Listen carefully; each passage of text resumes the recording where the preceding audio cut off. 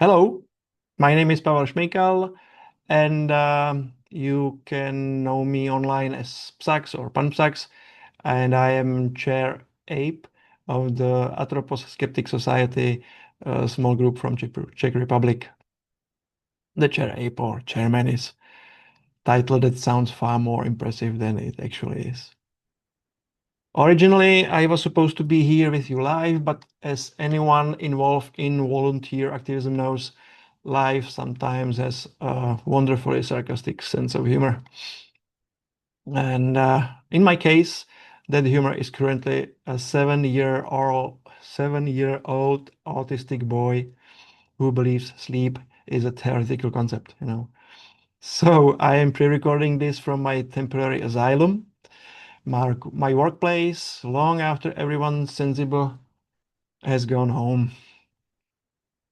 They've asked us to share our most successful strategies for gaining members and influencing the public. And honestly, this request sends me into a state somewhere between deep reflection and mild existential crisis. Because if I measure success by the number of podcast episodes we've released in the last year or the magazines we've published, well, then our most successful strategy appears to be performance art about the concept of hiatus. Like many small volunteer-run groups, we've hit the wall of limited time and energy.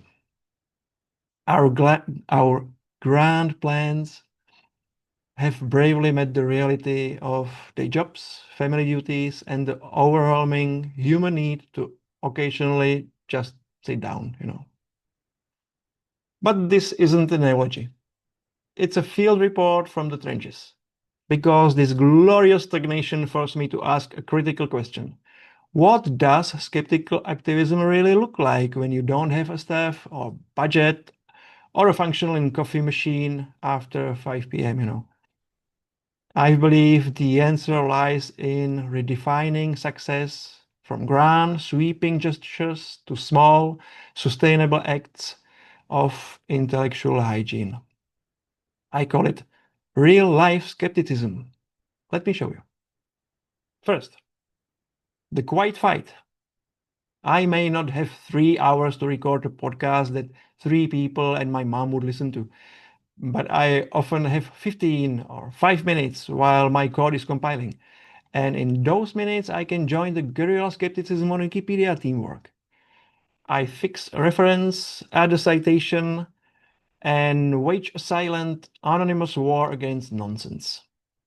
It's the ultimate passive-aggressive activism.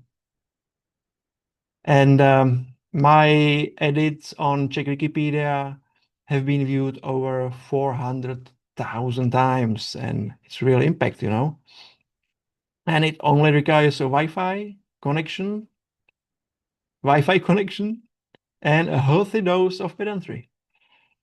Second, turning duty into data and observation. I can't organize skeptics in the pub event, unfortunately. But I have to take my son for a walk, otherwise the house gets, disassembled. So I've split this activity into two approaches. First, the personal one, my field notes blog. It's a simple diary-style log of these walks. It's where I can be a naturalist in the old sense, observing, describing, and finding a bit of poetry in the rainy Tuesday afternoon. It keeps my mind sharp, relaxed, and connected to the world. And second, the scientific one, turning my hobby into a citizen science. My butterfly mapping project has identified 242 and 62 species attracted to my porch light. I'm essentially running an unlicensed, highly inefficient entomological nightclub. But every observation uploaded to iNaturalist become a data point for a real scientist.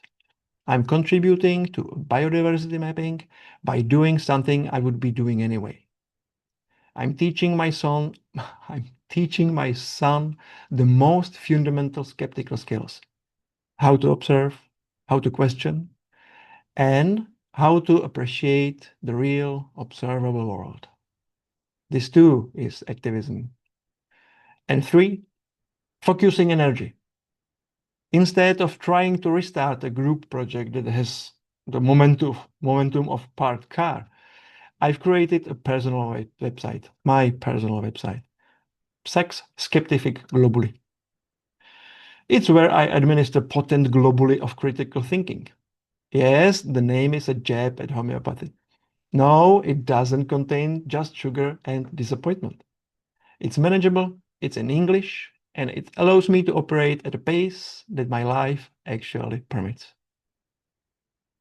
And perhaps this quiet, persistent, real-life approach is a strategy in itself, because recently something unexpected happened. A new member joined Atropos. He found us, looked past the digital co-ops, and wanted to be part of it. Presumably, his application wasn't a clerical error. He may even be here with us today. This single event gave me more hope than any grand project.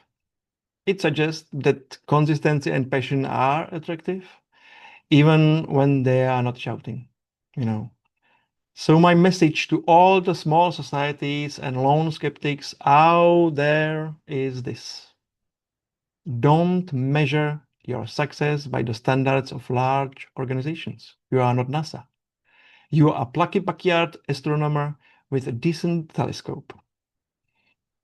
Find the 15 minutes you do have. Integrate your skepticism into the life you actually live. Every Wikipedia edit, every curious child, every shattered fact is a victory. That is the true, often unglamorous meaning of being skeptic in the real world. So, thank you, and I hope you all have a fantastic and insightful event. And I hope we will see each other soon, somewhere, sometimes.